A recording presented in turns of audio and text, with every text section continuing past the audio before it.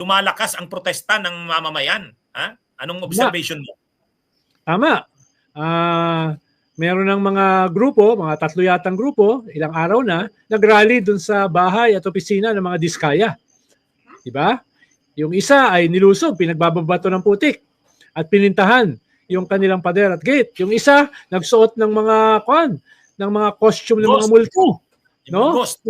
At yung mukha ng mga kontraktor ang nakalagay doon sa multo, no? Tapos pati ang Kongreso may lumusob, no? Nagka-dispersal, nagkagulo. Pati DPWH. Pati sa DPWH. So tumitindi yung ganito, nag-i-scale up din.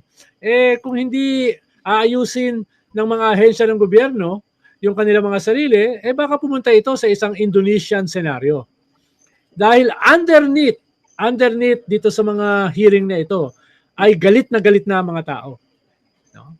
At yung outrage na yan, kung hindi maitatayo ng mabilisan yung independent commission, kung walang makakasuhan at makukulong, yung outrage na yan ay tatama sa gobyerno.